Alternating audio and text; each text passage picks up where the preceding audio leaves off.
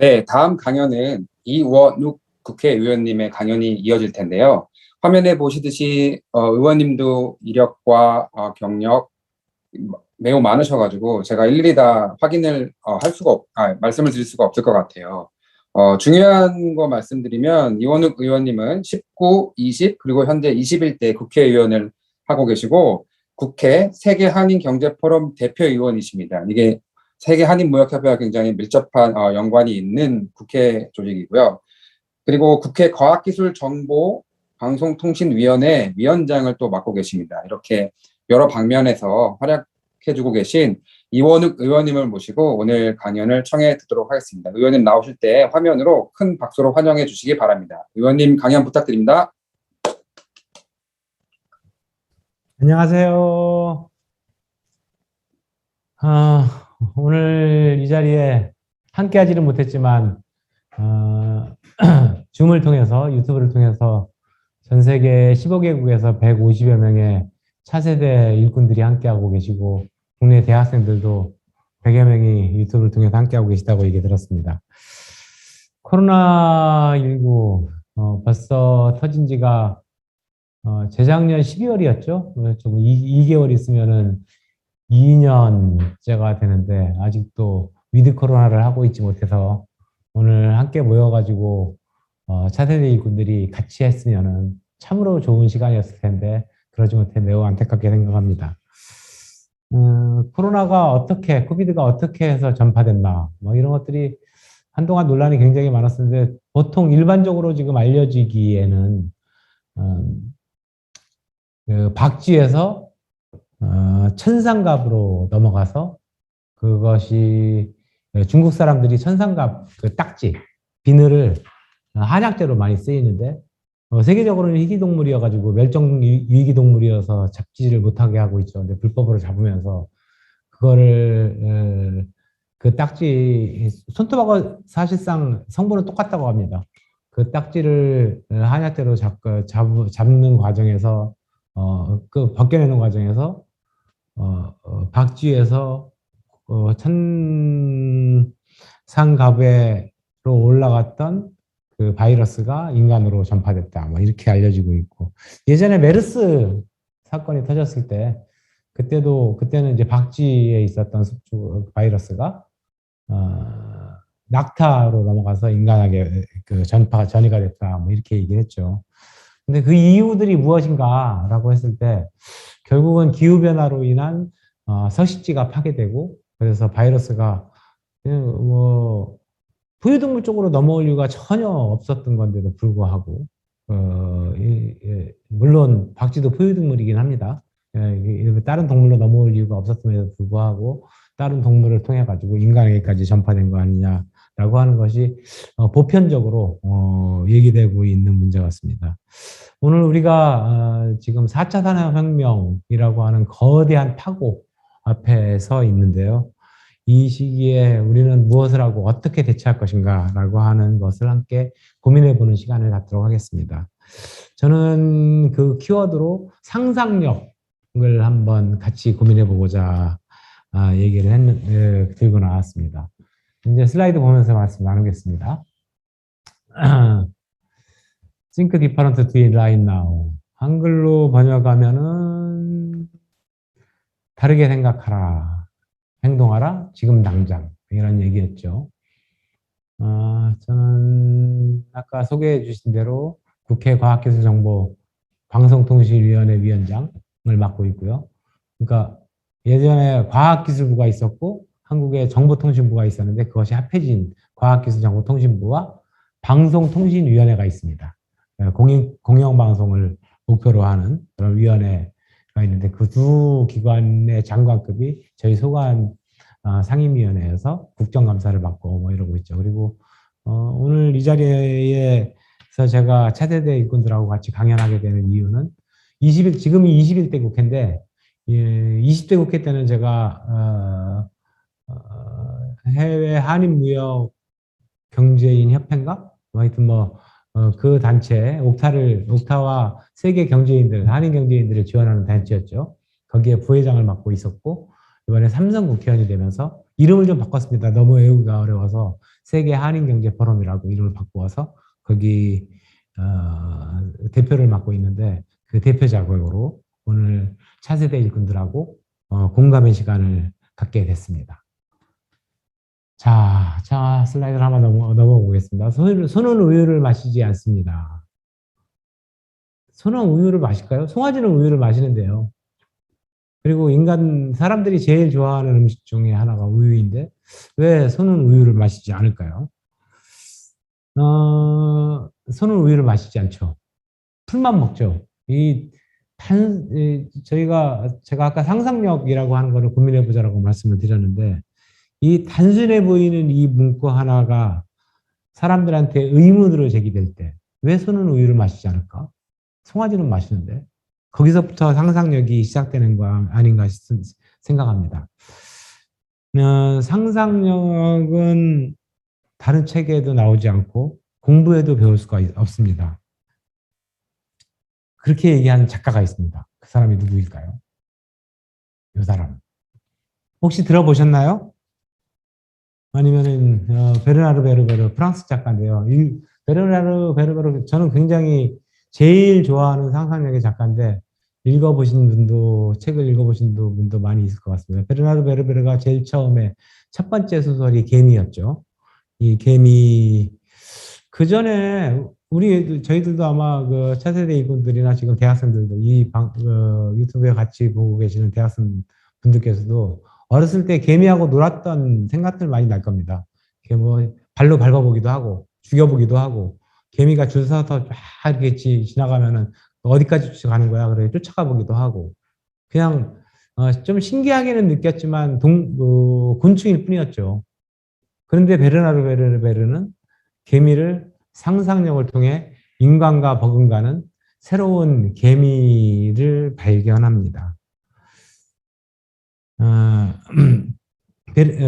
베르베르가 얘기한 개미, 아니, 뭐, 일반 과학자들도 그런 얘기를 하죠. 곤충학자들도. 히로시마에 원자폭탄이 떨어졌을 때 뭐 대부분의 생물들이 죽었는데 개미는 살아남았다. 그 정도로 개미는, 대단한 동물입니다. 개미가 어느 정도 대단한지 저희가 몇 가지만 한번 보도록 하겠습니다. 이거는 베르나르, 이건 좀 이따 넘어가고, 이게 개미의 흰개미 집인데요. 흰개미가 짓고 있는 집. 높이가 지금 이게 8m입니다.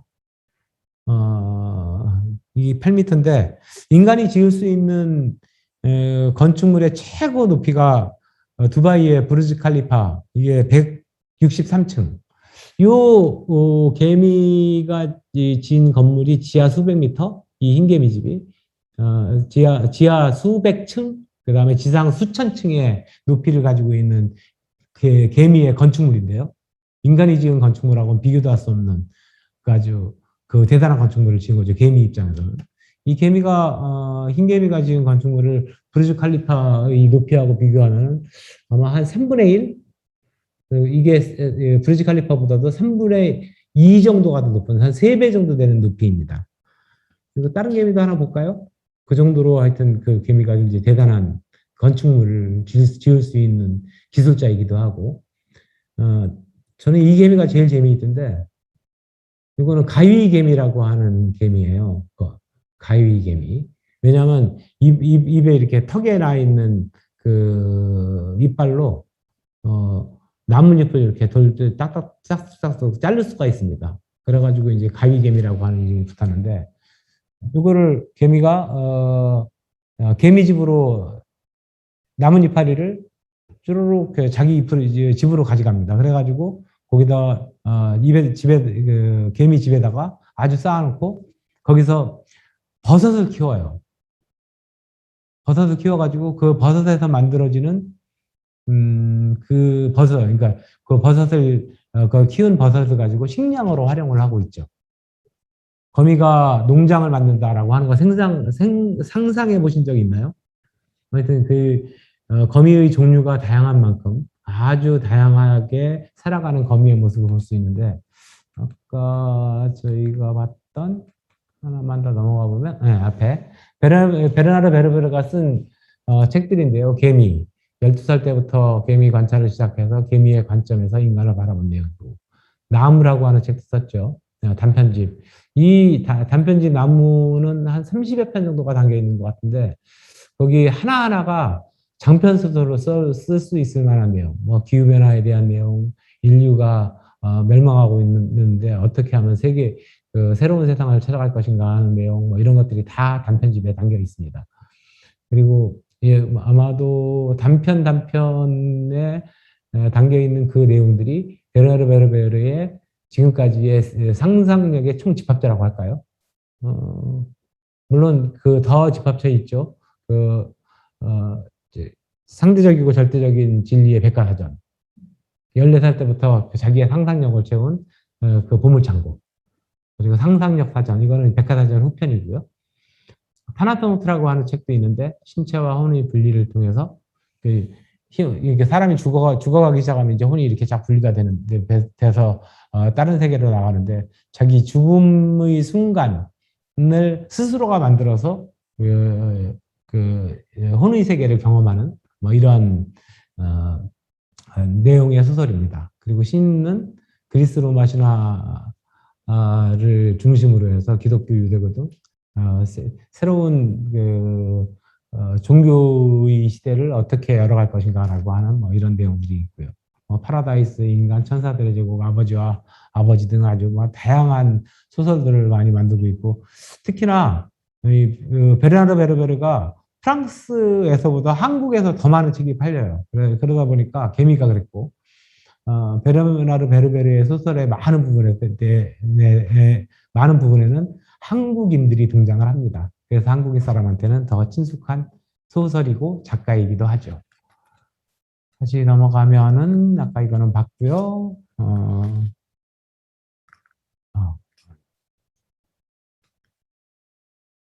오케이. 다음. 이게요. 이거 음악을 하나 감상을 하도록 하겠습니다. 한 1분만 볼게요. 이렇게 4분 30초짜리. 유튜브로는 한 7분짜리 되는데요.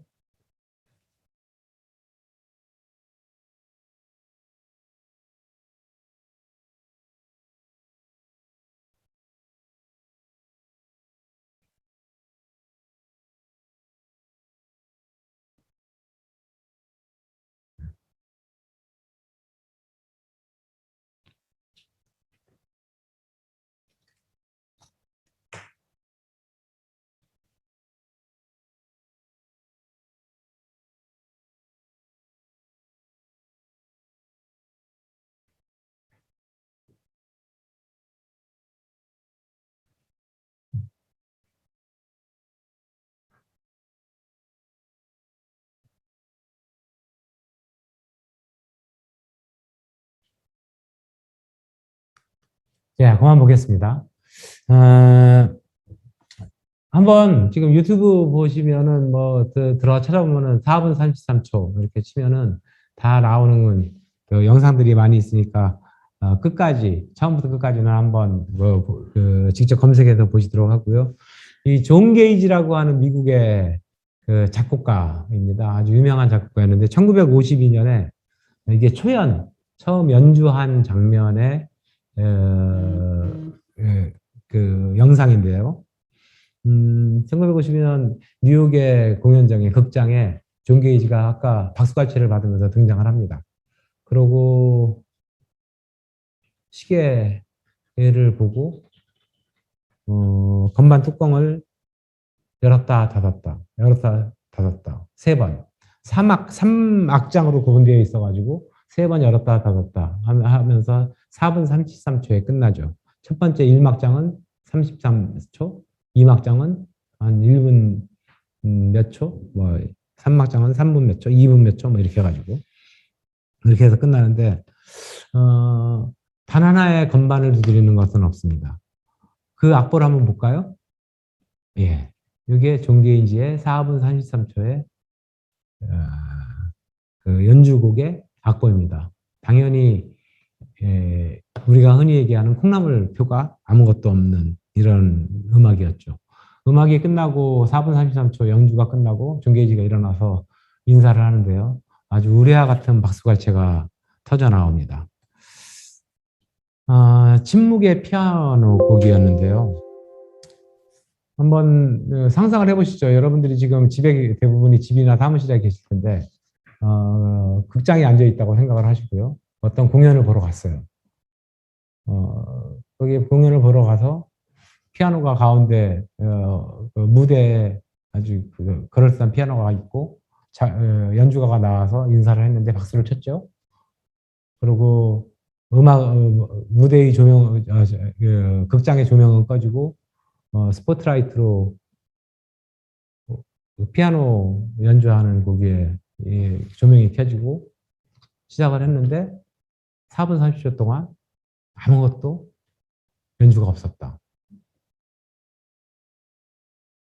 조용한 침묵만이 흘렀다. 근데 침묵만이 흘렀을까요?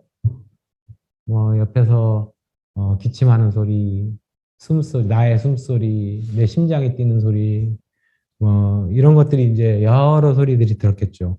이 교감을 존 게이지는 음악이라고 봤던 겁니다. 그래도 그 전까지 모든 음악은 악기를 통한 작가의 상상력과 작가의 그 악기를 통한 인간과의 교감이라고 생각을 했지만 주변 악기가 없어도 충분히 교감이 가능하다. 그것이 음악이다라고 했던 것이 존 게이지의 생각이었습니다. 존 게이지는 이런 얘기를 합니다. 뭔가를 2분 지켜봤는데 지루하다면 4분을 봐라. 그 다음에 16분, 그 다음엔 32분. 그럼 결국 전혀 지루하지 않다는 것을 알게 될 것이다. 한번 우리도 지루함을 느낄 때 한번 그렇게 이거 한번 해보시죠. 이걸 통해서 정말 상상도 하지 못할 상상력을 통해서 존 게이지는 세계 최고의 작곡가로 떠오릅니다. 몇 가지 더 볼까요? 이건 마르클 디스앙의 샘이라고 하는 작품인데요. 한국에는 요즘 미국에도 이런 병기들은 대부분 없어졌을 것 같긴 한데, 워낙 옛날 거라요. 조금 오래된 집들이나 오래된 건축물에 가면 좀 있으리라고 보여집니다. 1917년 뉴욕 전시회 때 출품을 했는데요. 그냥 그 당시 공장에서 찍어낸 병기에다가, 남자 병기에다가, 거기, 보이시죠? 1917년. 마르클 디상, 이렇게 해가지고, 사인을 남겼습니다. 샘, 이렇게 사인을 남겼는데, 이것이 샘의 작품이었습니다. 아마 이때 이거 전시실에 이게 전시되고 나가지고 미국의 미술계가 완전히 발칵 뒤집혔고요. 결국은 예술에 대한 모독이라고 해가지고 전시를 하지 못했어요. 전시를 하지 못하고 그 이후에 뒷상의 논쟁이 시작됩니다. 그래가지고 예술 작품이라고 하는 게 작가가 선택하는 거지. 작가가 만든 것이 작가가 상상력을 동원해 가지고 나는 여기서 샘이라고 하는 이름을 붙이고 나의 사인을 붙였는데 왜 이게 작품이 안 되냐? 작품이다. 말도 안 얘기를 하지 마라. 너미 것을 갖다가 글씨 하나 써놓고 무슨 작품이냐? 이러면서 기성품을 가지고 무슨 작품이라고 쓰냐라고 하는 것이 그 뒷상의 논쟁이었었는데요. 이게 지금은 여기 나오나? 안 나오는군요. 지금 퐁피드 이 첫 작품이 프랑스 파리의 퐁피드 미술관에 전시가 되어 있는데 얼마 전에 39억 원, 몇 년 전에 39억 원에 거래가 된 작품입니다. 다음 작가 하나 볼게요. 잭슨 블록이라고 하는 작가인데요. 액션 페인팅으로 아주 유명한 작가죠. 사실 이거는 이 정도는 우리도 어렸을 때 많이 해보지 않았나요? 이게 막 뿌리야 대고 손바닥으로 문지르고 발바닥으로 발도 찍기도 하고. 근데 이게 이렇게 막 저희 애들 키울 때도 그렇고 저희들이 클 때도 그렇고 벽에다가 막 이렇게 그려보고 크레용으로 그리고 했는데 엄마들한테 많이 혼나기도 했죠. 근데 혼내는 순간 우리 아이들의 예술적 상상력을 억압하는 행위가 되지 않았을까라고 하는 생각도 해봅니다. 이 액션 페인팅으로 굉장히 유명한 작품이고, 잭슨 폴락의 작품 하나하나도 비싼 거는 수백억의 가치를 하고 있습니다. 나가는 그러한 작품들입니다. 아인슈타인이 한 얘기인데요. 아이가 똑똑하게지길 바란다면 동화책을 읽어주세요. 아이가 이렇게 봐야 되는데 똑똑해지길 바라는 동화책을 읽어주세요. 하나 더 넘어가면 더 똑똑해지길 바란다면 동화책을 더 읽어주세요. 아인슈타인의 얘기였고요. 아인슈타인이 동화책을 읽어주라고 하는 것, 동화책을 통해서 아이가 무엇을 느끼라고 했기 때문에 동화책을 읽어주라고 했을까요? 동화. 동화 그러면 떠오르는 거 있죠. 아주 무한한 가능성, 잠재력, 상상력. 아인슈타인은 아이들이 똑똑해지려면 상상력이 풍부해져야 된다라고 하는 것을 얘기하고 싶었던 겁니다. 그래서 아이들을 똑똑하게 키우려면 동화책을 많이 읽어줘라. 그래야 상상력이 풍부해지고 똑똑해진다. 그것이 아인슈타인이 주장하는 내용이었는데요. 20년 전에 영국 작가 조앤 롤랑이라고 들어보셨나요? 들어본 것도 같고 안 들어본 것도 같고 작품을 들어보면 말씀드리면 다 알 것 같은데 해리포터 아시죠? 해리포터의 작가가 조앤 롤랑입니다. 오늘 슬라이드를 못 갖고 나왔는데 조앤 롤랑은 상상력 하나로 동화책을 해리포터라고 하는 동화책을 만들어서 세계 최고의 갑부가 됐죠. 상상력은 그만큼이나 중요한 겁니다. 이거는요, 2018년도에 WBF 세계경제 포럼에서 발표한 내용인데요. 미래에 필요한 인재의 능력. 가치가 올라가는 능력과 가치가 떨어지는 능력 두 가지를 비교해 봤습니다. 가치가 올라가는 능력, 분석적 사고와 혁신, 능동적 학습과 학습 전략, 창의성, 독창성, 추진력, 기술 디자인과 프로그래밍, 비판적 사고와 분석, 문제 해결 능력, 리더십과 사회적 영향력, 감정 지능, 추론, 문제 해결과 추상화, 시스템 분석 같은 거 이런 게 앞으로 미래 인재에게 가치가 올라가는 능력이라고 봤고요. 가치가 떨어지는 능력은 손재주와 지구력과 정확성, 기억력, 언어 능력, 청력, 공간 지각력. 한동안 이게 제일 중요했는데요. 재무, 자원 관리, 기술 설치와 유지 보수. 물론 이게 읽기, 쓰기, 인사 관리, 품질 관리, 물론 이런 것들이 없어질 분야는 아니고 일부 남아있긴 하지만 가치가 떨어진다라고 하는 겁니다. 가치가 올라가는 것의 10가지 중에서 우리가 혁신, 제가 색칠해 놓은 거, 혁신, 창의성과 독창성, 비판적 사고, 복합 문제 해결, 감정지성, 추상화, 이런 것들의 공통 단어를 뽑아낸다면 뭘까요? 그것은 저는 상상력이라고 보여집니다. 상상력을 동원한 상상력이 필요한 능력들은 가치가 올라가는 능력이 될 것이다. 라고 WBF 세계경제 포럼에서도 얘기했습니다. 그러면 우리가 어떻게 상상력을 키워가고 미래 세대들이 차세대 일꾼들이 상상력을 더 풍부하게 만들 것인가라고 하는 것은 굉장히 중요한 문제 아닌가 생각이 되고요. 위키비키에서 상상력이라고 하는 걸 찾아보니까 눈에 보이는 것은 없고 귀나 다른 감각기관에서 느낄 수 있는 것이 없을 때 정신적인 이미지와 감각과 개념을 정신적인 이미지와 감각과 개념을 형성하는 능력이다. 어렵죠? 상상력은 지식을 이해하고 경험의 의미를 아는 데 도움을 준다. 이것을 통해 사람들은 세계를 이해할 수 있고 무슨 일이 일어나는 나는 과정을 배울 수 있다. 마지막 말, 상상력을 키우는 기본적인 훈련은 이야기를 듣는 것이다. 아까 동화책을 많이 읽어줘라. 라고 아인슈타인이 얘기했던 것. 이것 또한 일맥상통한 내용이 아닌가 싶습니다. 상상력을 키우는 기본적인 것은 훈련은 이야기를 듣는 것이다. 네. 아인슈타인도 아까 그런 얘기를 했었고요. 이건 뭐냐면요. 아까 이제 다시 한번 아까 제가 제일 좋아하는 작가 기억나시죠? 베르나르 베르베르 개미의 작가. 한국을 사랑하는 작가. 개미의 작가. 이게 이 작가가 16살 때부터 16살 때부터 매일 하루에 4시간 30분씩 그러니까 365일 동안 그리고 30년간 지금까지 30년간 베르나르 베르는 글을 썼답니다. 단편 글을 쓰고 그래 하여튼 자기가 생각하는 모든 거 떠오르는 모든 것들을 글을 남겼는데요. 4시간 30분씩. 보통 어려운 일이 아니죠. 그것도 16살 어린 시절부터.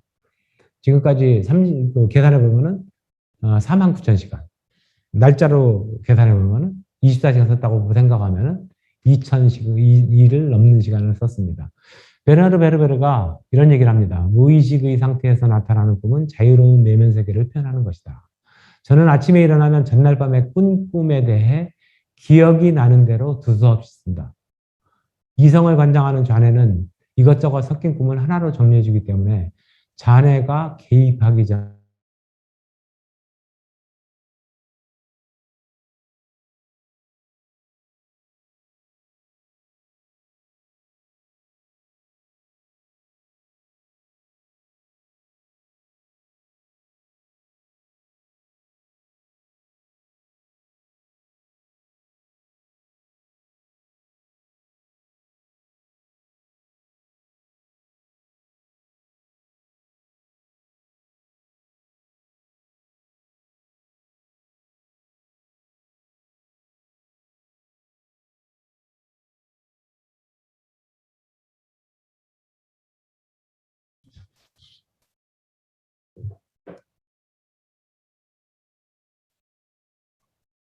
접속이 좀 끊겼답니다.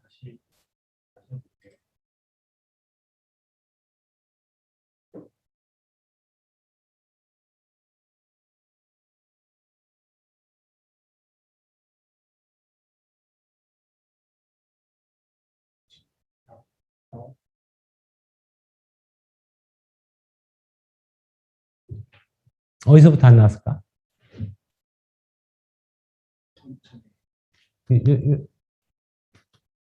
여기? 여기? 네? 여기? 아까 잠깐 접속이 끊겨서 어디서부터 끊겼는지 몰라가지고요. 여기서부터 다시 할게요. 베르나르베르가 이 숫자가 쭉 나열되어 있는데 16살 때부터 4시간 하루에 4시간 30분씩 365일 30년간 매일 기록을 했답니다. 이것도 쓰고 생각나는 대로 쓰고 하여튼 보이는 대로 쓰고 정말 대단하죠. 그 어린 16살 때부터 하루도 빼지 않고 지금까지 쓴 시간을 계산하면 5만 시간여 되고 날짜로 계산하면 그 2,000일을 넘는 일을 그렇게 써왔는데요. 베르베르가 이렇게 얘기를 합니다. 또 하나 무의식의 상태에서 나타나는 꿈은 자유로운 내면 세계를 표현하는 것이다. 저는 아침에 일어나면 전날 밤에 꾼 꿈에 대해 기억이 나는 대로 두서없이 쓴다. 이성을 관장하는 좌뇌는 이것저것 섞인 꿈을 하나로 정리하기 때문이다. 하나로 정리하기 전에 자네가 나의 생각을 나의 꿈을 흐트러뜨리기 전에 꿈이 흐트러진다라고 생각한 겁니다. 자네가 개입하기 전에 메모를 해야 원형 상태, 나의 꿈의 원형 상태를 기록할 수 있기 때문이다. 아까 4시간 30분 중에 하나가 새벽에 일어나가지고 글을 쓰는 것. 이것도 포함되어 있겠죠. 예.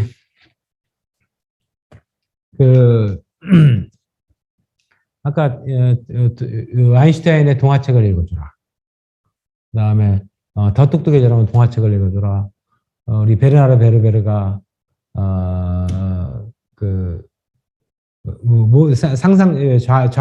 좌뇌가 개입하기 전에 모든 것을 써라. 운의 상상력을 써라. 이런 것들이 이야기를 많이 들어야지만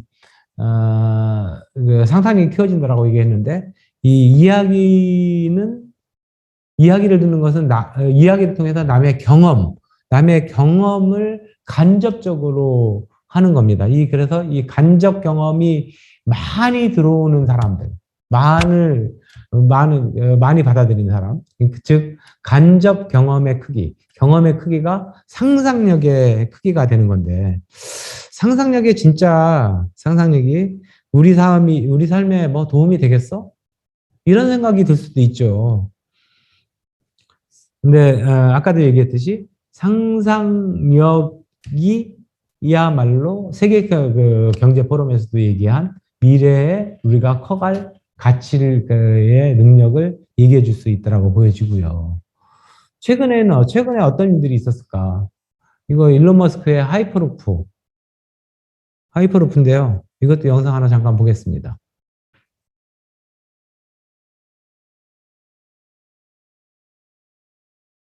최고 시속 1200km. 비행기만큼 빠르다.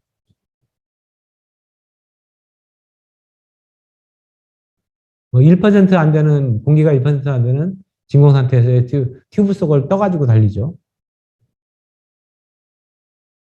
하이퍼루프에 대해서 일론 머스크가 이런 걸 만들어 보자라고 상상력을 발휘해서 제안을 했습니다. 뭐 이거를 통하면 서울에서 부산까지 가는 거리가 15분. 근데 이 기술이 점차 현실화되고 있습니다. 일론 머스크의 상상력이 현실화되고 있습니다. 2012년도에 이 사람이 일론 머스크가 하이퍼루프를 얘기했을 때 아무도 귀담아 듣는 사람이 없었습니다. 그냥 많은 사람들이 야 망상이다. 그 말도 말이나 되냐라고 조롱하기도 했지만 그렇지 않았습니다. 이제는 현실화되고 있습니다. 일론 머스크의 상상력은 여기서 끝나나요? 화성에다 식민지를 만들어보자. 인간의 뇌와 컴퓨터를 연결해서 뉴럴링크 사업도 지금 일론 머스크는 추진하고 있습니다. 만약에 일론 머스크의 상상력이 상상력으로만 끝났으면 그냥 공상가에 불과했을지 모르겠지만 그 사람은 도전하고 실패해도 또 극복하고 혁신하려고 하고 하면서 세상을 바꾸기 시작을 했습니다. 상상력과 혁신, 일론 머스크가 만들어놓은 주장하고 있는 새로운 세상의 변화입니다. 혁신의 예를 하나 더 들어보면요.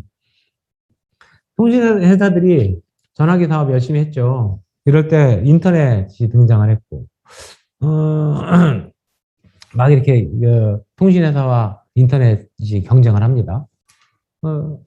무선 전화도 등장을 했죠. 근데 인터넷은 없었죠. 전화기 속에. 모토로라 무선 전화기 속에.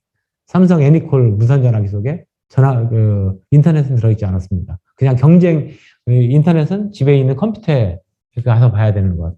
경쟁의 대상일 뿐이었는데 누군가 이걸 하나로 합쳐야 되겠다라고 하는 생각을 했습니다. 누구였죠? 누구냐? 아이폰의 창립자. 그래서 스티브 잡스. 그래서 지금 우리가 쓰고 있는 스마트폰을 쓰게 됩니다. 뭐 블록버스터와 넷플릭스의 대결은 아시나요? 미국에 계신 우리 동포들은 많이 잘 아실 것 같은데 그 블록버스터라고 예전에 비디오를 대여해주는 미국 최고의 대여점이었죠. 블록버스터가 도산하는 데는 3년도 걸리지 않습니다. 넷플릭스가 등장하면서 온라인 스트리밍 서비스를 시작하고 3년도 걸리지 않았고 거대한 블록버스터를 망하게 한 넷플릭스는 오늘날 전 세계 최고의 스트리밍 서비스로서 플랫폼 기업으로서 자리 잡고 있습니다. 우리 최근에 한국의 콘텐츠도 넷플릭스에서 많이 상영되고 있고요. 혁신의 예를 하나만 더 들어보겠습니다. 웨어러블 테크놀로지. 이거 군사용으로 이게 군인들이 어떻게 하면 좀 편할까 싶어가지고 이제 많이 미국에서 그 전 세계 군사 전문가들, 군사 기술자들이 개발을 시작을 했는데요. 이제 이런 모든 것들이 많은 것들이 우리한테 들어오고 있죠. 일상생활에 그리고 장애인들한테 들어오고 일반인들한테까지 들어옵니다. 뭐 스마트워치 뭐 이런 것들 통해 가지고 심동맥을 검사하는, 조금 있으면 혈당도 검사하는 뭐 이렇게 그것이 자동으로 자기가 다니는 주치의한테 데이터가 넘어가고 주치의는 그 데이터를 보고 나의 건강 상태를 상시적으로 파악해주는 이러한 것들이 지금 들어오고 있습니다. 지금 아웃도어웨어는 뭐 축구 선수들까지도 사용하는 그런 물건들이 됐죠. 하늘에도 지금 우주 시대의 혁신에도 그런 것들이 많이 있습니다. 개인용 이동수단으로서의 항공기, 뭐 우주 태양광 발전, 뭐 이런 것들이 지금 우리가 상상력으로 시작했지만 이제 현실화되고 있는 일들, 이런 거 아닌가 싶고요. 근데 이러한 상상력의 시대, 지금 우리가 당장 해결해야 될 문제가 뭔가 있을까라고 하는 것을 한번 고민해 봐야 되지 싶지 않은, 고민해 보고 싶은데요. 당장 해결해야 할 것. 뭐 많겠죠. 한국으로 치면 저출산 고령화도 당장 해결해야 될 문제고, 코로나, 코비드19도 당장 해결해야 될 문제고, 그런데 인류 전체 그 해결되고 하고 있지 않습니까? 백신도 나오고 있고, 뭐 곧 있으면은 코로나 치료제도 미국의 제약회사에서 3상 임상 실험에 들어갔다라고 하는 기사가 나오는데, 뭐 이제 그런 것들이 나오고 있으니까 곧 해결될 것 같은데, 해결이 어둡기만 한 암울하게 보이는 것이 있죠. 한번 무엇인가 한번 보겠습니다. 후쿠시마, 이거는 2011년에 쓰나미로 인했던 이 쓰나미 사진입니다. 이게 후쿠시마 원전을 덮치기 바로 직전에 쓰나미로 인해서 태풍, 일본 헤일 지진으로 인해서 파도가 이제 넘쳐오는 사진이었는데요. 이것이 후쿠시마 원전에 넘치면서 아주 대형 사고가 났었고요. 쓰나미. 후쿠시마 원전 사고도 중요하지만 쓰나미를 말씀드리고 싶은 겁니다. 남태평양의 굉장히 아름다운 섬이라고, 저는 가보지는 못했습니다만 투발루라고 하는 섬인데요. 1975년도에 독립을 했고 78년도에 78년도에 영국 연방으로 독립을 했고, 인구는 10,000명 정도 되는 작은 섬나라인데요. 지구 최초의 환경 난민으로 유명하죠. 지구 온난화로 인해서 우리 이미 갖고 있던 섬 4개 중에서 2개가 물에 잠겼고, 나머지는 큰 섬은 남아있긴 하지만 물이 올라가가지고 대부분의 그 많은 지형이 그냥 잠겨버려서 농사를 지을 수가 없고, 우리는 이제 더 이상 살 수 없습니다. 우리를 받아주십시오. 라고 해서 기후 난민 선언을 했고요. 한국에도 우리를 좀 받아주십시오 요청을 했는데, 전 세계에 요청을 했는데 뉴질랜드에서만 기후난민을 받아주겠다라고 해서 받아들이고 있는데, 조건이 있었어요. 45세 이하만 와라. 노인네들은 오지 마라. 그래서 어르신들은 갈 데가 없는 곳. 그러면 이 죽음을 기다리고 있어야 되는가? 왜 이런 문제가 생겼나? 투발루라고 하는 섬. 2004년도에 인도네시아 쓰나미가 불어쳤는데요. 12월이었습니다. 시속 800km의 파도가 몰아쳤고, 인도네시아에서 13만 명이 사망했고요. 미얀마, 태국, 스리랑카, 인도, 심지어 동아프리카의 소말리아까지 총 20만 명 이상이 사망한 대형 사고였습니다. 한국은 어떤가요? 2002년에 태풍 루사, 집을 옮겨놨고요. 124명이 죽었습니다. 60명이 실종되고, 재산 피해액은 5조가 넘었습니다. 이거는 2003년도에 태풍 매미, 15톤짜리 바위인데요. 저거를 그냥 땅 위에다가 올려놨습니다. 130명이 죽고 4조 원이 넘는 피해가 발생했고, 집은 9,000채가 파괴 됐습니다. 이거는 12년도에 태풍 블라벤. 저 큰 배를 그냥 항구에다 올려놨죠. 나머지는 산산조각 나고. 2011년 우면산 사태. 서울에 있어서 아주 많은 피해를 줬던 사건이었는데요. 이거는 19년도에 호주 산불 한 2년 동안 불탔죠? 2년. 아직도 다 꺼지지 않은 걸로 알고 있는데요. 지금은 미국 캘리포니아 지금 화재가 유명하죠.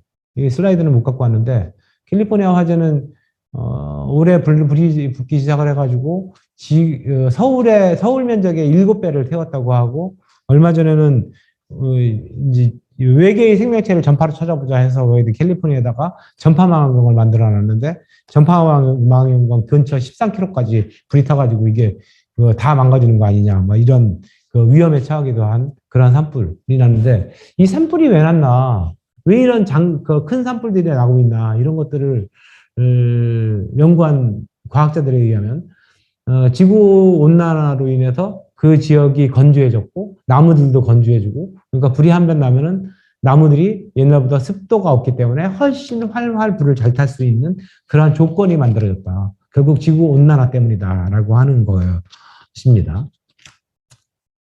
이제 저는 그래서 기후변화, 아까 제가 지금 당장 해결해야 될 무엇인가가 있다. 인류가 당장 해결해야 될 무엇인데요. 그것이 저는 기후변화 문제라고 생각하는데요. 끊겼나요? 그냥 계속 할까요? 네. 인류가 당장 해결해야 될 문제가 기후변화에 대한 해결 방안을 돼야 되는 문제라고 생각하는데, 저는 그것을 우리의 상상력으로 해결해 보자라고 말씀드려보고 싶은 겁니다. BTS가 유엔연사를 했는데 얘기를 이렇게 합니다. 우리가 웰컴 제너레이션, 우리는 새로운 시대, 웰컴 새로운 세대로 모든 것을 우리 절망하는 세대가 아니다. 우리는 모든 것을 해결할 수 있는 세대다. 뭐 이렇게 새로운 세대를 환영한다. 뭐 이렇게 연사를 했죠. 이 다음 거는 일본의 그 야스유키라고 하는 발명가인데요. 전기를 쓰지 말고 살자. 뭐 이런 그 발명가입니다. 뭐 전기를 쓰지 않고 뭘 만들 수 있을까? 전기 쓰지 않고 이런 냉장고를 만들었어요. 설계도면은 아주 단순합니다. 그 안에 있는 열을 뺐고 밖에 있는 그 열을 뺏어서 거기가 차갑게 만들자. 그러면 시원해진다. 이건 이제 전기가 없는 몽골이라든가 유목민들 뭐 이런 데들 위해서 만드는 건데, 이거 비전런 냉장고. 우리는 면도기는 항상 배터리나 충전을 해가지고 쓰는데 그렇지 않고도 면도기를 만들 수가 있다. 이렇게 손으로 이렇게 움직이면서 뭐 이런 면도기도 만들었고, 커피 로스터기도 만들었고, 청소기도 전기를 쓰지 않는 청소기를 만들었습니다.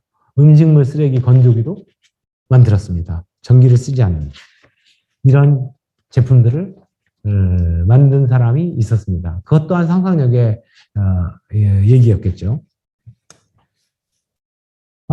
토코도피아, 이건 뭔가? 2011년 작년 4월에요. 작년 4월. 우리나라 케이팝이 전 세계적으로 유명하죠. 전 세계 케이팝 팬들이 지구를 위한 케이팝이라고 하는 걸 결성을 합니다. 케이팝 for planet. 지구를 위한 케이팝이라고 하는 단체를 결성을 하고, 그 지구를 위한 케이팝이라는 단체 에서 물론 BTS 팬들도 굉장히 많고, 뭐 우리나라 케이팝의 그 팬들이 굉장히 많이 있습니다. 전 세계에 모여 계신 분들이고요. 아마 여기 우리 지금 함께하고 계신 분들 중에도 여기 회원이 있을 수가 있는데, 거기에서 2030년까지 재생에너지를 그러니까 토코도피아라고 하는 거는 인도네시아에 있는 온라인 판매 회사입니다. 이 온라인 판매 회사인데 우리나라 BTS나 블랙핑크를 홍보대사로 쓰고 있어요. 근데 토코도피아에 온라인 판매를 하다 보면 많은 전기를 쓰게 되고, 인도네시아 이런 데는 석탄이 풍부한 곳이니까 석탄화력 발전소를 통한 전기를 많이 쓰는 그러한 나라입니다. 그러니까 근데 지구를 위한 케이팝에서 토코도피아에다가 청원서를 보냅니다. 2030년까지 당신네들은 완전히 신재생 에너지를 사용한 기업으로 바꿔라. 그렇지 않으면 당신네 회사의 물건을 앞으로 사지 않을 것이다. 이런 청원을 보내요. 케이팝 팬들이 기후 위기가 이제 더 이상 너의 얘기가 아니고 우리 세대가 해결해야 될 문제라고, 웰컴 제너레이션이 해결해야 할 문제라고 본격적으로 나서기 시작한 겁니다. 기후변화와 탄소 중립을 위한 상상력이 필요한 때 아니겠습니까?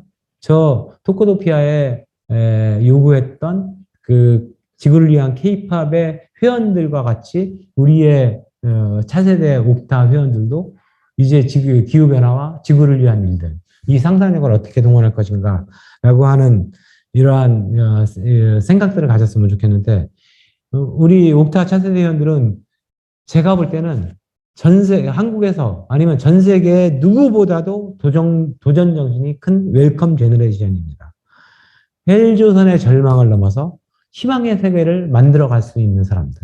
그분들이 봐도 오늘 이 자리에 함께하고 계신 분들이라고 생각하고, 제가 처음에 얘기했죠. 다르게 생각하자. 지금 당장 상상력으로 실천하자. 지금 우리가 기후변화를 얘기할 때 무엇을 할 것인가? 그래, 기후변화? 뭐 하겠지. 언젠가는 누군가 해결해 주겠지. 라고 하는 것이 아니고, 나부터 지금 당장 할 수 있는 일이 무엇이 있을까? 라고 하는 그런 실천의 과정에 나간다라고 한다면, 아마도 기후변화를 극복하고, 탄소 중립 사회를 만드는데, 우리가 아주 커다란 기여를 하는 세대가 될 것이다. 라고 하는 생각들을 해봅니다. 마지막으로 이제 저희 하나만 더 하고 끝내겠는데요. 이거 뭔지 아시죠? Think different, 다르게 생각하자, 이렇게 얘기를 했는데, 애플의 아주 유명한 광고 카피입니다. 스티브 잡스가 애플에 잘렸다가 한번 사업을 실패해가지고 애플에 한번 잘렸죠. 그러고 나서 다시 이제 애플에 복귀합니다. 복귀할 때는 무임금으로 복귀를 했어요. 무임금으로 복귀해가지고 만든 첫 번째 광고였습니다. Think different. 다르게 생각하자. 애플의 능력은, 애플이 아까 우리 그 아이폰을 봤습니다만은, 애플이 이렇게 전 세계 최고의 기업으로 성장할 수 있었던 그것은 상상력이었고, 다르게 생각할 수 있었던 능력 때문이었는데요. 그 스티브 잡스가, 이건 좀 늙어서, 이게 아이폰을 만들 때, 그 다음에 아이팟을 만들 때인데요. 그때 그랬죠. 사람들이 전 세계의 음원들을 불법으로 다운로드 받아가지고 이제 음악을 듣고 있었어요. 그러면서 뭔가 찝찝해. 이게 내가 불법을 저지르고 있네. 이거 그러하여튼, 근데 음악은 듣고 싶고, 이미 세상은 변했고, 그래서 컴퓨터를 통해서 음악을 듣고, 다르게 한번 생각해보자. 그분들한테 저렴한 가격에 들고 다니면서 음악을 들려줄 수 있는 방법은 없을까? 라고 해서 탄생한 게 아이팟이었죠. 물론 지금은 아이팟이라는 게 없어지고, 아이폰 속으로 다 들어왔습니다만은. 그래서, 아이팟에, 판매된 건수, 이 음원이 딴 판매된 건수가 10년간 250억 건이 판매됐고요. 한국당 1달러라고 한다면 250억 달러를 이 아이팟 하나로 애플은 판매할 수 있었습니다. 스티브 잡스가 다르게 생각한 Think Different, 이 이유 하나로. 마지막, 이거 말이 나와야 되는데, 말 나오나요? 네. 마지막, 제가 이제 참으로 좋아하는 광고고요. 많은 사람들한테 이 광고는 꼭 좀 봐라라고 하는 광고가 있는데, Think Different 광고입니다. 동영상 광고. 이거 꽤 오래된 광고인데, 한번 같이 보면서 오늘의 강의를 마무리하겠습니다. 우리 기후변화를 극복하고 탄소 중립 세대를 어떻게 이끌어갈 것인가. 웰컴 제너레이션, 차세대 월드 옥타 회원들이 어떻게 만들어갈 것인가. 다르게 생각하고 상상력의 세계로 만들어가자라고 하는 부탁의 말씀을 드리면서, 저 또한 여러분과 함께 호흡하고 하면서 다르게 생각하고 새로운 세대를 만들어가는 희망을 일구어 나가고 싶다라고 하는 말씀을 드리면서 마무리할 텐데요. 요거를 마지막 마무리로 들어보겠습니다. 소리가 나오는데? 저 사람들은 나가나요?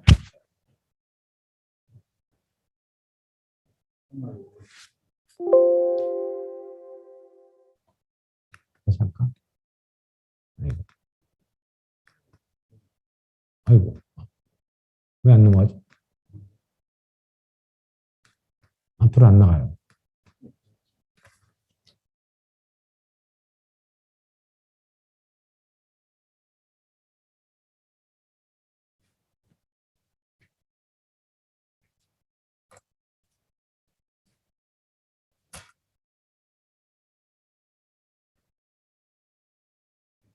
음속어로 돼 있어요. 지금.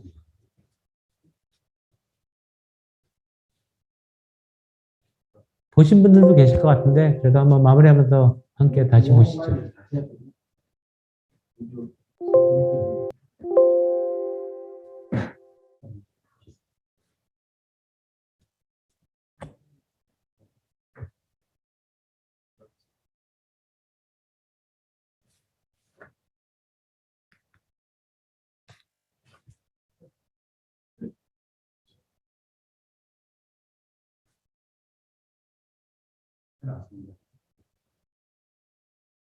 맨 마지막.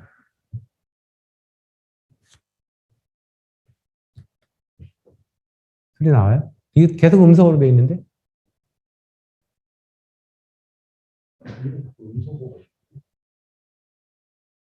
음성을 풀으면 안 돼요?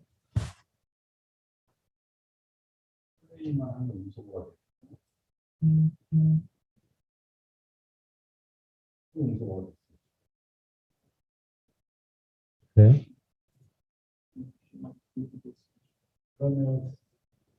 그냥 처음부터 다시 그냥 틀어주세요. 제가 읽어드릴게요. 제가 읽어드릴게요. 네.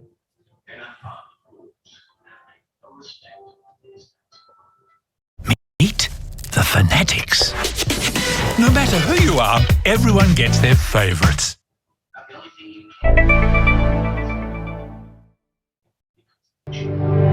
Here's to the crazy ones, the misfits, the rebels, the troublemakers, the round pegs in the square holes, the ones who see things differently. They're not fond of rules, and they have no respect for the status quo. You can quote them, disagree with them, glorify or vilify 네, them. 애플 But the only thing you can't do is ignore them. 미친 Because 사람들이 they change things. They push the human race forward. And while some may see them as the crazy 웰컴 ones, 제너레이션 we see 4세대 genius. 옥사 회원님께서 미쳐보지 않겠습니까? Because the people who are crazy enough to think they can change the world are the ones who do. 네, 이원욱 의원님 강연 너무 감사드리고요. 지금 채팅방을 통해서 의원님 강연을 듣고 많은 차세대들이 질문을 해주고 계신데요. 먼저 도쿄지회 차세대 권하린 차세대가 질문이 있다고 합니다. 의원님께 직접 질문 부탁드릴게요. Good morning. 도쿄지회 권하린 차세대. We were up till 3 o'clock last night finishing this advertising up, and I want to show it to you in a minute.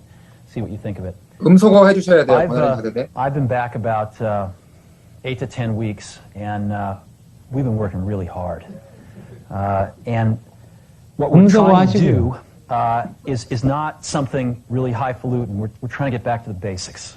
We're trying to get back to the basics of great products, great marketing, and great distribution. And I think that Apple has pockets of greatness, but in some ways has drifted away from doing the basics really well.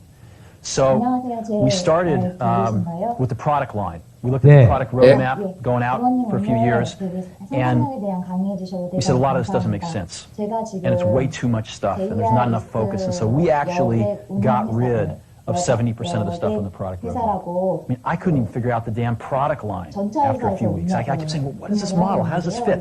And I started talking to customers, and they couldn't figure it out either. And so you're going to see the product line get much simpler, and you're going to see the product line get much better. And there's some new stuff coming out that's incredibly nice. In addition, we've been able to focus a lot more on the 30% of the gems and add some new stuff in that is going to take us in some whole new direction. So we are incredibly excited about the products.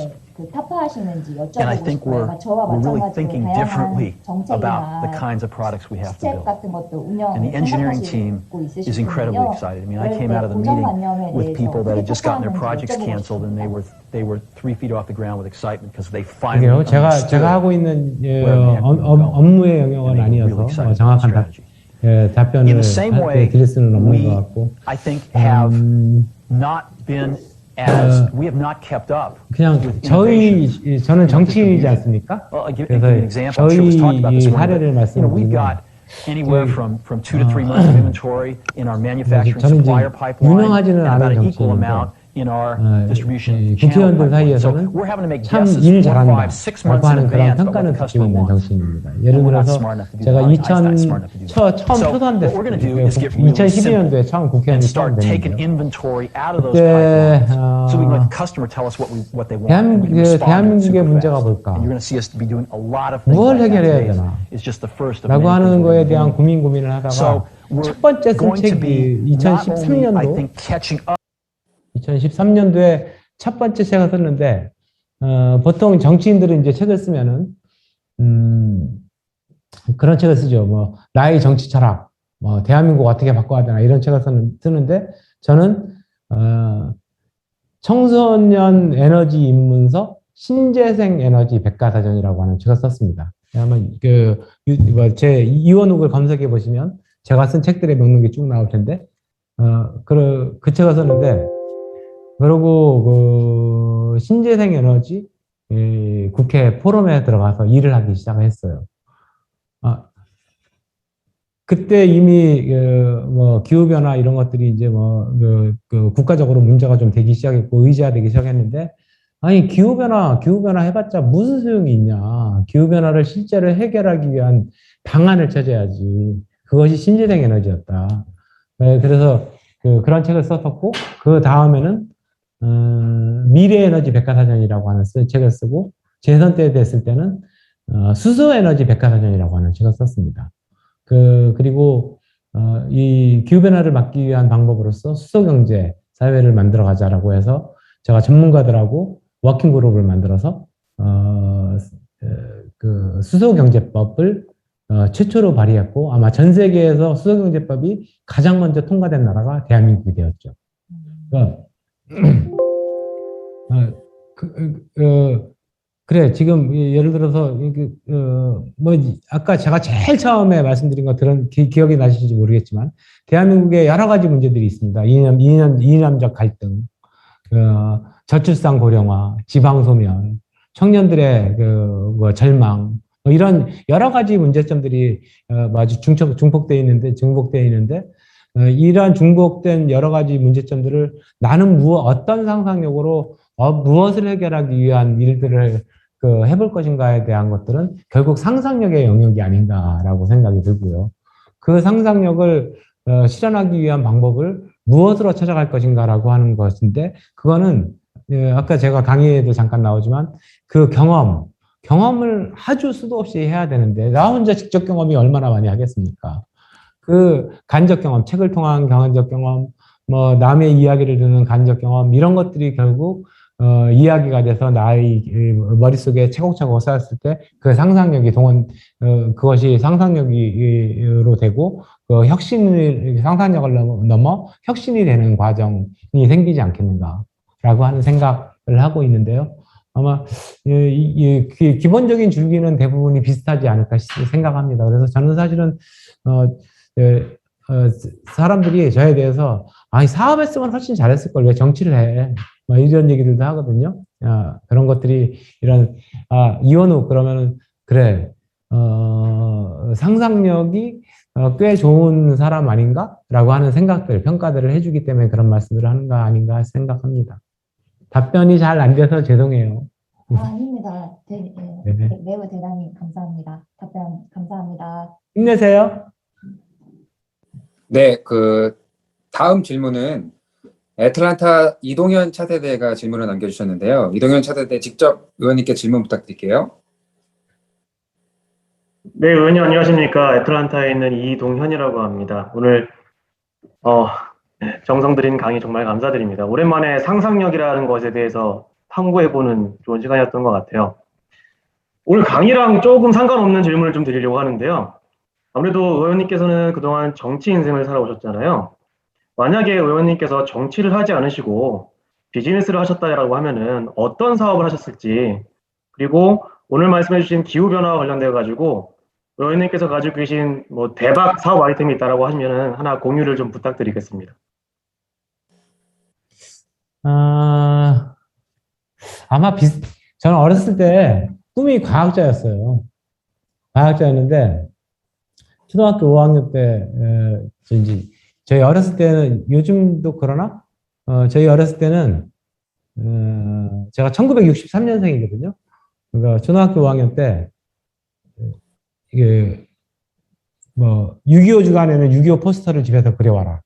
뭐 어느 불교심 주간에는 불교심 포스터를 그려와라. 뭐 이렇게 하는데 불교심 포스터를 친구하고 둘이서 그렸는데 저희들이 봐도 처음 친구하고 둘이서 집에서 저희 집에서 그렸는데 기름도 너무 잘 그렸습니다. 그래가지고 이제 누나하고 저하고 터울이 6년 차이예요. 누나는 고2였는데 누나가 이제 학교를 끝나고 집에 들어왔는데 누나한테 자랑을 했죠. 누나, 우리 그림 너무 잘 그렸지. 그러니까 누나가 그 그림을 보자마자 막 박장대소하고 웃는 거야.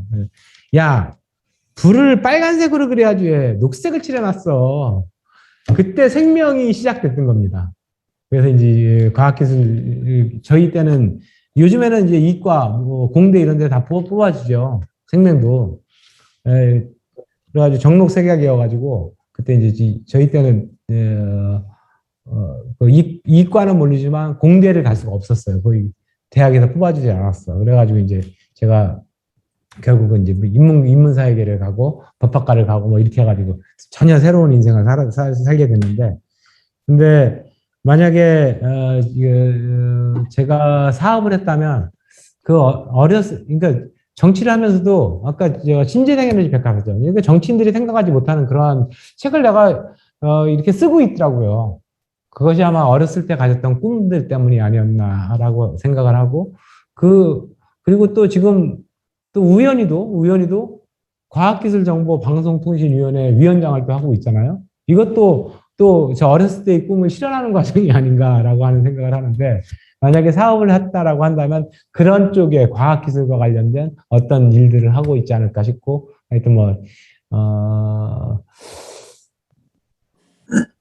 지금 뭐 갑자기 대박난 사업, 뭐 이런 것들, 기후변화와 관련해서 갑자기 대박난 사업 이런 것들은 없으리라고 보여지는데, 기후변화와 관련해서는 모든 사업이 앞으로 커질 수뿐이 없는 사업이라는 거는 생각할 수 있습니다. 제레미 리프킨이 최근에 기후재앙을 이기는 법인가? 하여튼 뭐 기후재앙과 함께하는 무슨 뭐 책이라고 하는 책을 작년에 올 초인가 냈는데요. 제레미 리프킨 아시죠? 세계적인 미래학자, 미국의 기후재앙과 관련된 책을 냈는데, 그 책을 봐도 그렇고, 빌 게이츠가 낸 책을 봐도 그렇고, 기후변화와 관련된 책들을 빌 게이츠도 냈습니다. 한번 꼭들 보세요. 제목은 제가 기억이 안 나는데, 근데 그 책에 보면 예를 들어서 CO2 가스, 온실가스를 만들어내는 이유, 원인, 이런 것들이 있잖아요. 우리는 뭐 전기를 생산하는 그 발전소에서만 만들어내는 거 아니야, 이렇게 생각을 하는데, 건물을 지으려면 철강 필요하죠. 시멘트 필요하죠. 이것이 만들어내는 단순하게 이 두 제품만이 만들어내는 그 온실가스가 발전소에서 만들어지는 것보다 큽니다. 그리고 우리 고기 먹잖아요, 고기. 소고기를 먹으려면 이제 소를 키워야 되는데, 소가 발생시키는 메탄가스. 이것이 거의 발전소에서 만들어지는 온실가스에 버금가는 정도의 가스가 만들어지고 있어요. 뭐 자동차를 움직이면서 만들어지는 그런 직접 집에서 가스불을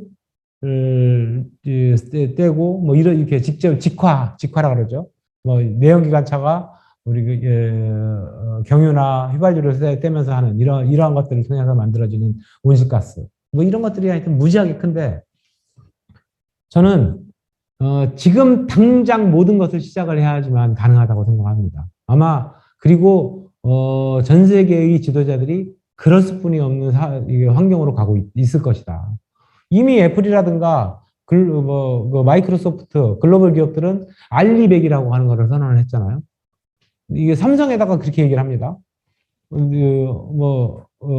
TSMC에다 그렇게 얘기를 하죠. 너네들이 앞으로 애플에다가 제품을 납품하려면 너네들이 생산한 반도체는 너네들이 생산한 OLED, LCD 판넬은 디스플레이는 전부 재생에너지로 만들었다라고 하는 증명서를 갖고 와. 그렇지 않으면 너네 제품을 쓰지 않을 거야. 이게 전 세계 지금 이미 글로벌 기업들의 추세입니다. 그래서 우리가 할 수 있는 만큼, 우리가 쉽게 할 수 있는 만큼 실천하자라고 하는 것이 이제 본격적으로 정책화될 것이다라고 저는 생각이 들고요. 이거 그래서 그 중에 하나, 가스로 지금 키는 그 가스 레인지, 집에서 가스 레인지 많이 쓰죠. 이 가스 레인지 곧 없어집니다. 전기 레인지로 바뀔 수뿐이 없습니다. 집에서 가스 보일러 쓰죠.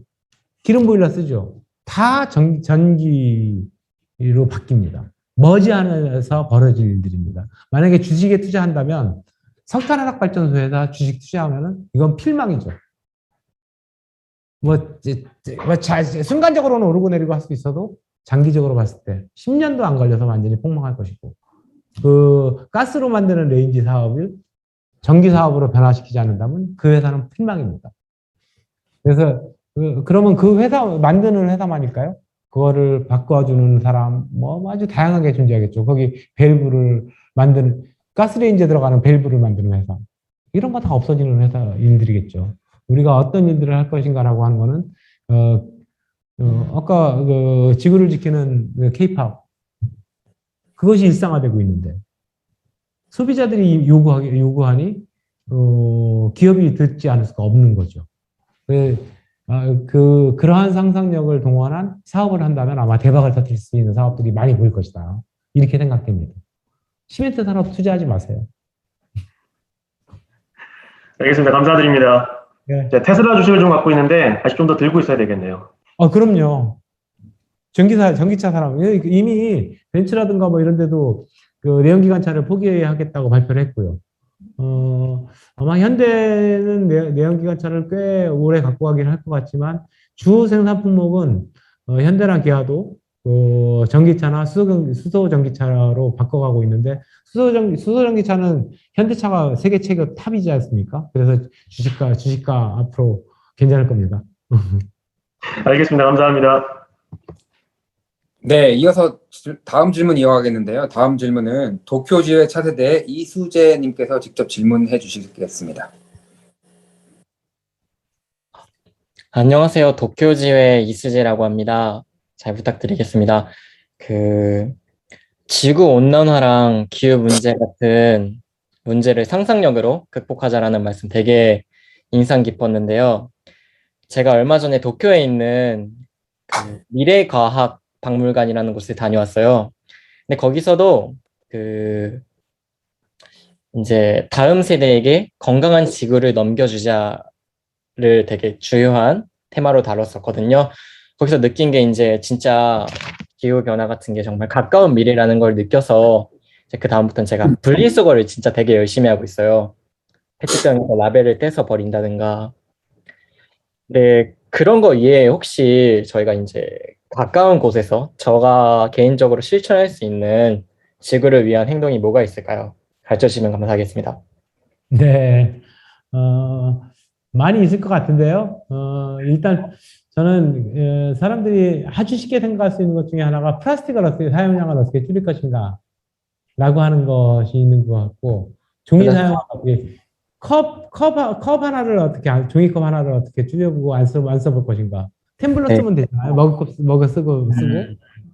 그런 것들이, 종이를 만들려면은 반드시 원료가 되는 게 나무인데, 지구온난화를 나무를 벨 때마다, 물론 나무를 벤 자리에 또다시 나무를 심긴 하지만, 그것이 한 30년, 40년 이제 자라려면 그때까지 풍부한 그 산소를 배출할 때까지 자라려면 시간이 많이 존재하기 때문에 그 나무를 어떻게 조금 더 오랫동안 지속시킬 것인가, 이런 것들도 기후변화를 막는 길 아니겠습니까?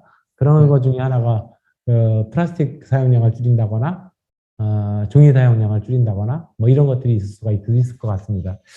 이제 그것도 참 저희가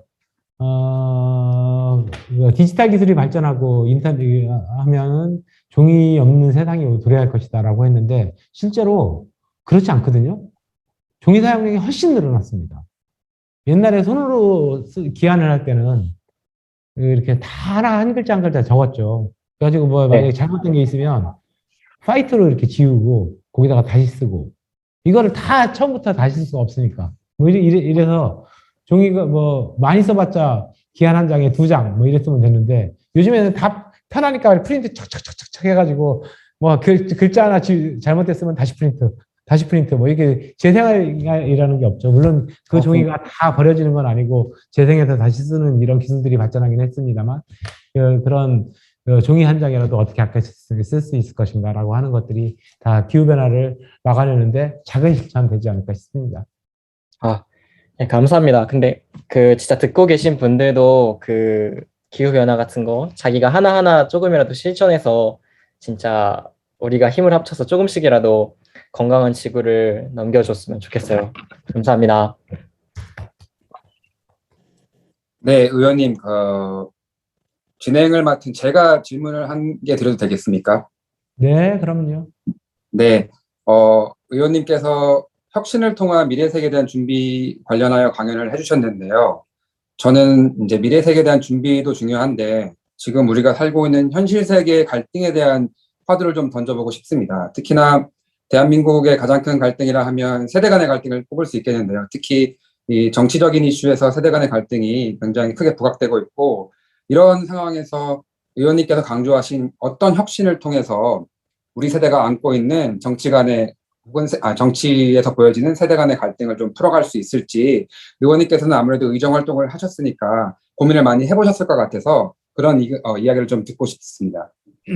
네, 제가 가장 많이 고민하는 내용 중에 하나인데 어떻게 알고 얘기를 해주셨네요.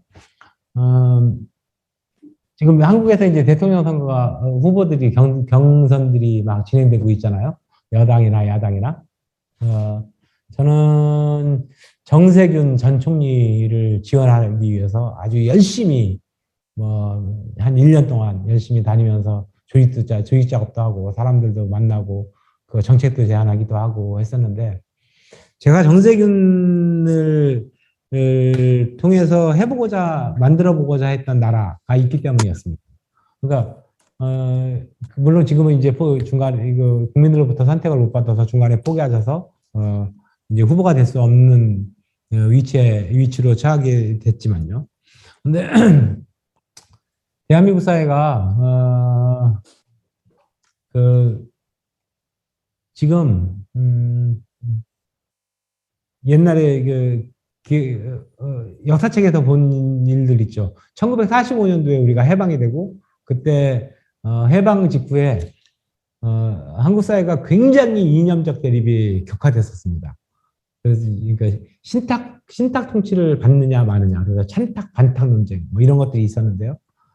그 이념적 분화가 굉장히 심했던 시기였는데 지금 2020년대의 대한민국 사회가 그때보다 더 이념적 갈등이 심하다는 겁니다. 이념적 갈등만 있는 게 아니고 젠더 갈등, 세대 갈등, 뭐 지방과 중앙의 갈등, 이 갈등이 증폭돼 가지고 아무것도 제대로 해나갈 수 없는 상황. 이것이 지금 2021년도의 대한민국인데요. 저는 이 정치인 중에서 이 갈등을 극복하고 국민 통합을 만들어 낼 사람이 누군가라고 봤을 때 그건 정세균이었다. 정세균 생각하면은 정세균 아시는지 모르는지 모르겠지만 이미지를 생각하면은 그 사람들이 여태까지 해왔던 일들 이런 거는 국민 통합을 위해서 항상 일을 하려고 했었고 국회라고 하는 게 실제로는 대화 타협의 공간인데 지금은 대립과 갈등의 공간이 되어버렸죠. 이런 것들을 대화 타협의 공간으로 만들기 위해서 항상 노력해왔던 사람, 그 사람이 정세균이었기 때문에 정세균을 통해서 그러한 나라를 한번 더 만들어 보고자 했었는데 이 갈등을 극복하는 일들이 야, 그거 되겠어? 뭐 지도자 하면 바뀐다고 그게 돼? 이렇게 얘기를 많은 사람들이 하는데요. 근데 실제로 그렇지 않습니다. 우리 주변에 전 세계에 지도자 한 명이 갈등을 극복한 나라들이 있죠. 예를 들어서 독일이 1970년, 80년대를 거치면서 독일의 강성노조들 뭐 이런 것들 때문에 독일의 산업이 완전히 다 망한다라고 했고, 유럽의 병자라고 하는 얘기를 들었었습니다. 여기 독일에 계신 분들이 계실지도 모르겠는데, 우리 지금 접속하신 분들 중에 유럽의 병자라고 하는 독일이 슈레더가 등장을 했죠. 그러면서 노동개혁을 단행을 하고, 그 이후에 말하자면 슈레더가 자기를 지원해줬던 지지 세력들을 노동자 입장에서 보면 탄압을 한 거고, 슈레더 입장에서 보면 개혁을 한 겁니다. 국민들 입장에서 보면. 그러고 나서 그 정책을 자기 지지 세력들을 탄압하는 정책을 했으니, 개혁하는 정책을 했으니 당연히 떨어지죠. 그리고 집권에 포기되고, 그 다음에 정권을 잡은 게 기민당 메르켈 총리가 정권을 잡죠. 그래서 슈레더의 사회적 대타협했던 그 정책을 그대로 받아들여서 장기 집권 13년인가 했죠. 아마 그렇게 하면서 독일 사회가 유럽의 강자가 됐습니다. 그러니까 유럽 사회에 그런 것들이 굉장히 많습니다. 한국도 이제 전 세계 7위권, 8위권 뭐 이 경제대국에 올라갔다고 하는데, 이 갈등을 치유해야지만 진정으로 한 단계 도약을 할 수 있다고 생각이 들고요. 그러한 지도자를 만들어내는 일들이 굉장히 중요한 일인 것 같다라고 하는 생각이고, 정치권에서 저는 사회적 대타협 추진 의원 모임 뭐 이런 것들을 만들어 가지고 활동을 하기도 했었고, 여야 의원들을 골고루 모아서요. 그래서 정치권이 먼저 그러한 갈등을 해소하는데 먼저 나서야 되지 않겠냐라고 하는 생각을 갖고 있고, 세대 간의 갈등도 물론 그 하나입니다. 근데 이 세대 간의 갈등의 문제는 서로 간에 조금 더 이해의 폭을 좀 넓혀줘야 됩니다. 예를 들어서 지금 우리가 이제 잘 사는 나라가 됐잖아요. 아까 제가 1945년 얘기를 했는데, 일제 때 1945년도 독립하고 50년도에 한국전쟁이 일어나서 완전히 피폐화된 나라. 50년도에 사진들을 보면은 뭐 그게 정말 못 사는 나라였잖아요. 그 이후에 잘 사는 나라가 됐습니다. 그분들이 월남전에 나가서, 그때의 청년들이 6.25로부터 나라를 지키고 월남전에 나가서 돈을 벌어 또 피를 흘리고, 그때 월남전 때 미국의 용병으로 나갔죠. 미국 용병으로 나가면서 사병 기준으로 1인당 300불의 급여를 받습니다. 근데 그 중에 200불을 국가가 떼어먹어요. 100불만 줘. 그 200불 남는 돈 가지고 만들어진 게 포항제철. 그 세대 사람들은 그 이후에 또 뭐 했냐면, 열사의 땅 중동 지방에 나가가지고 돈을 벌어옵니다. 그게 사실은 한국 사회를 잘 살게 만든 원동력이었어요. 근데 아쉽게도 그분들 OECD 국가에서 노인 빈곤율 1위 국가 어딜까요? 대한민국. 우리를 이렇게 잘 살게 만들었는데, 그런 거에 대한 이해의 폭을 서로가 넓혀야 된다는 거죠. 청년들이 지금 절망하고 있는 이유, 결혼을 왜 해?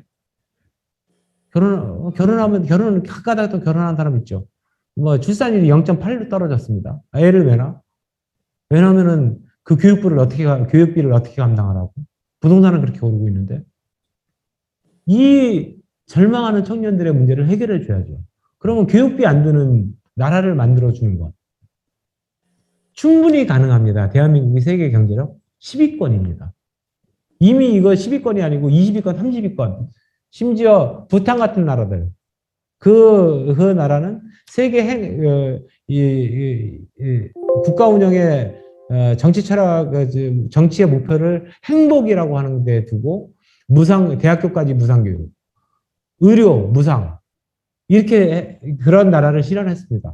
우리보다 훨씬 못 살죠. 비교도 할 수 없이 못 사는 나라가. 그래서 세계 행복 지수를 평가하면 부탄이 항상 세계 1위. 우리나라는 세계 한 52, 62 이렇습니다. GHP라고 세계 글로벌 행복 지수를 평가하는 항목들이 있습니다. 그래서 그 발표를 매년 영국에서 발표를 하는데 부탄은 항상 1위. 못 사는 나라도 그렇게 할 수 있다라고 하는 거예요. 그래서 그러한 청년들이 절망하지 않는 사회를 만들어가는 것. 그것이 지금은 노인네들이 왜 우리 일자리를 자꾸 더 하려고 그래? 청년들이 이제 청년들이 해야지. 청년들 너네들은 일도 안 하고 아르바이트나 하려고 그래. 외국인 노동자들이 다 들어와가지고 일하는데 너네들은 일자리가 없다고? 그런 일자리야. 근데 청년들한테 그 일자리를 가라 그러는 거는 말이 안 되는 거 아니겠습니까? 글로벌 국가들은 다 그렇습니다. 세계 10위권의 경제 국가들은 3D 산업은 다 외국인 노동자들이 하는 곳이에요. 독일도 그렇고, 미국도 그렇고, 뉴질랜드 그렇고, 호주도 그렇고, 다 그렇죠.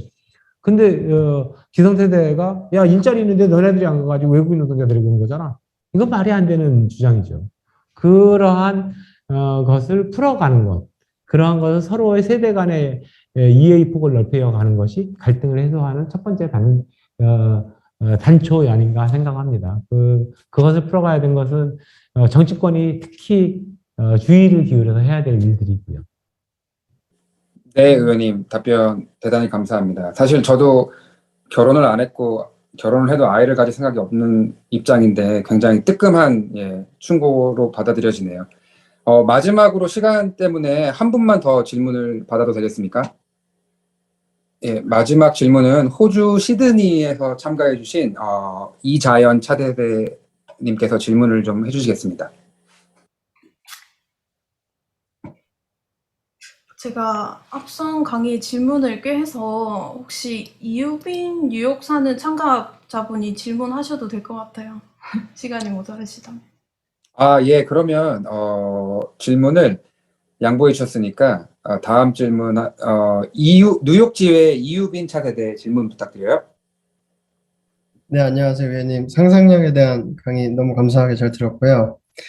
제가 아까 그 월드옥타 하영화 회장님께도 질문을 좀 드리고 싶었던 내용인데, 저 같은 경우는 미국을 이민을 와서 이제 한국에서 고등교육을 다 받았지만 이제 미국 시민이 됐어요. 근데 이제 이중 국적이 안 되니까 이제 한국 국적을 포기를 했는데, 이런 옥타라는 단체를 통하면서 느낀 게 이제 또 계속 나오는 말이 이제 대한민국의 경제 영토 확장 이런 말을 이제 좀 많이 듣고 저도 그거에 대한 고민과 생각을 해보게 되는데 대한민국에 있는 이제 청소년들이라든가 이제 앞으로 미래 세대를 이끌어 나갈 세대라든가 또 저같이 이제 외국에서 있지만 이제 한국의 경제 영토 확장을 기여할 수 있는 정책적인 부분들이 있을지 이런 점에 대해서 좀 의원님의 의견을 들어보고 싶습니다. 네, 제가 작년이죠? 작년이 국회의원 선거가 있었고 작년 4월 달에 그리고 제가 삼성 국회의원이 됐고 아까 지금 제 소개를 할 때 세계 한인경제 포럼 대표라고 소개를 했었는데 작년 7월 달에 세계 한인경제 포럼 대표로 취임을 했습니다. 우리 세계 한인경제 포럼에는 한 40여 명의 의원이 참석을 하고 계시고요. 여야 의원님들이. 여러분들이 잘 들어보시는 의원 중에는 유명한 의원 중에는 박진 의원님 등등도 우리 회원으로 함께 고문님들하고 함께 하고 계시죠. 그때 취임을 하면서 제가 제일 강조했던 내용 중에 하나가 똑같은 말씀이었는데요. 경제 영토를 확장하자. 그러기 위해서 우리가 할 수 있는 게 뭔가 국회에서 이중국적 문제를 해결하자. 라고 하는 거였습니다. 그때 취임사에서 한 얘기였어요. 근데 아직까지 이제 이 정책이라고 하는 거는 국민적 수용성이 어느 정도 필요하잖아요. 자칫 잘못하면 이게 갈등만 나고 해결하지도 못하고 있는, 이럴 수 있으니까. 실제, 대한민국에 나가 있는 많은 한국인들, 대한민국에 나가 있는 많은 한국인들 우리 차세대 청년들 뭐 이런 사람들이 한국에서 자유스럽게 왔다 갔다 하면서 뭐 단순하게 그냥 뭐 공간의 이동만이 문제가 아니고 국적의 문제까지 자유스럽게 취득을 하면서 그 사업을 하고 일을 할 수 있는 환경들이 좀 조성돼야 된다고 생각합니다. 이게 이제 좀 반대되는 측면에 이런 분들이 계세요. 글로벌 비즈니스 얼라이언스 GBA라고 부르는데요. GBA 코리아. 여기는 한국에 들어와 있는 외인이라고 하는 게 맞을 것 같아요. 외국인은 아니고 외인, 외국 출신 사람들이 만든 단체인데요. 이번에 저희 다음 달 20 며칠 날 그 월드 옥타 행사할 때 거기 대표가 와가지고 강연을 하는데 한 분과 섹션 맡아가지고 오신안이라고 하는 사람이 대표입니다. 저기 어디야 터키에서 20살 때 와서 지금 한 40대 중반 정도 됐는데요. 한국이 너무 좋아서 한국에 이제 자리를 잡았어요. 우리 이제 미국에 가서 미국에 자리를 잡듯이 그런 사람이죠. 그래가지고 서울에 이제 이태원에다가 처음에 터키 음식 전문점을 하나를 냈는데 그게 대박이 나고 그래서 전국에 한국에 한 10여 개의 터키 음식 전문점을 내고 한국을 진짜 너무 사랑하는 사람이에요. 한국 여자하고 결혼을 해가지고 이제 국적도 이제 한국 국적도 취득을 하고 뭐 이러고 있습니다. 한국인이죠. 터키 출신의 한국인. 근데 그분이 하는 얘기가 자기가 이 단체를 만들게 된 이유가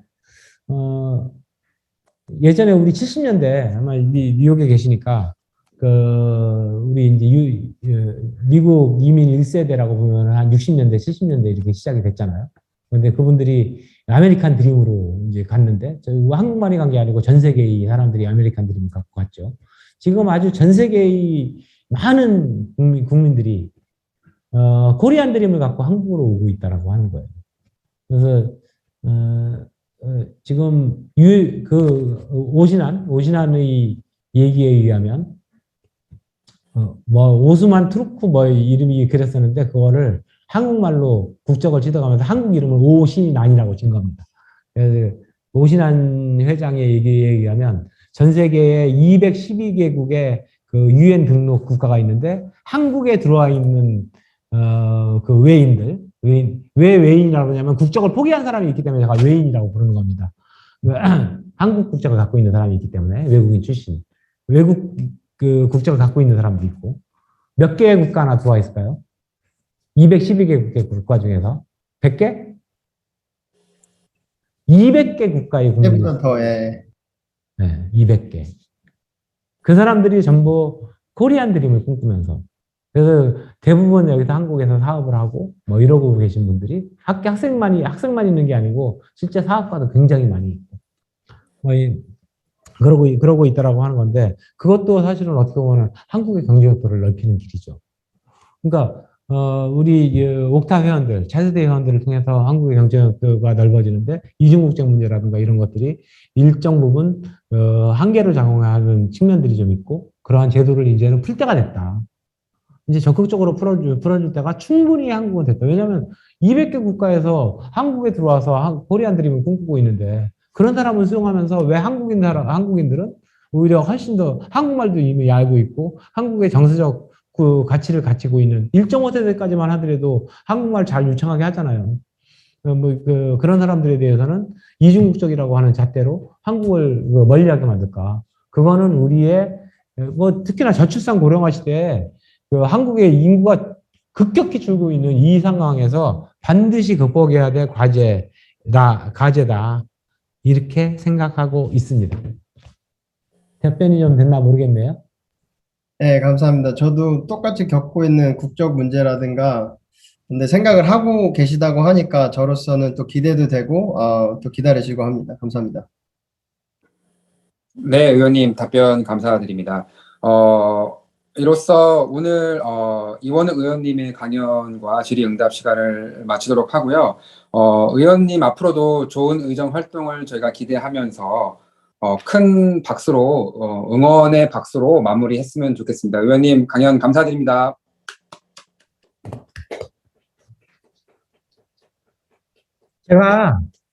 제가 핸드폰 번호를 항상 공개를 하는데, 물론 이렇게 막 이렇게 그 비서가 갖고 있는 핸드폰도 하나가 있긴 있는데, 제가 공개하는 핸드폰 번호는 항상 2번호입니다. 제가 갖고 다니는 거. 바로 따라 적으세요. 010-8779-3114. 그래서 저한테 혹시라도 오늘 얘기했던 것 중에서 궁금한 거라든가 아니면은 인생 상담을 하고 싶다거나 이런 것들이 있으시면은 제가 요즘 이 카톡에 한 방으로 들어와 있는 사람들이 한 1000개가 넘어가지고 거의 카톡을 잘 못 보는데 가급적이면 텔레그램을 접속해서 보내주신다면은 제가 충분히 여러분들과 함께 소통하면서 여러분들의 조금 이만큼이나마 도움되는 사람으로 남도록 하겠습니다. 다시 한번 불러드릴게요. 8779-3114번입니다. 힘내세요. 네, 감사합니다, 의원님. 의원님 번호는 채팅방에서 확인 가능하니까 모두 확인해 주시고요. 오늘 강연은 이로써 마감하고 내일도 프로그램이 많이 남아 있으니까 특히 내일 저녁 때 조별로 그룹 모여가지고 아나운서분을 모셔가지고 저희가 이미지 메이킹하는 시간을 마련했는데 한국에 계신 아나운서분이기 때문에 저희가 밤 늦게 어렵게 모셨어요. 근데 굉장히 말씀을 잘하시고 저희 월드옥타 행사에 몇 번 와주신 좋은 강사분을 모셨으니까 많이 참여해 주시고요. 월드옥타 사무국에서 광고를 하나 부탁했습니다. 대학생 참가자분들을 위한 광고인데요. 대한민국 정부와 월드옥타가 함께 주관해서 추진하고 있는 해외 취업 지원 사업이 있어요. 그래서 아마 대학생 참가자분들한테는 벌써 참가자들 대상으로 설명회를 갖는 링크와 사업 설명회 관련 정보를 다 드렸을 텐데 한 분도 빠짐없이 해외 취업 지원 사업 관련된 링크로 접속해 주셔가지고 되게 좋은 기회예요. 저희 회사도 지금 몇 분이 이 해외 취업 지원 사업을 통해서 호치민에 와서 일을 하고 있거든요. 이와 관련된 많은 정보와 좋은 정보들을 얻어서 본인들이 원하시는 대륙에서 또 취업의 기회를 가질 수 있었으면 좋겠습니다. 오늘 다들 감사드리고 사무국 여러분 수고 많으셨습니다. 감사합니다. 승리야, 광고 더 없지? 예, 지금 바로 종료하겠습니다. 네, 수고하셨습니다.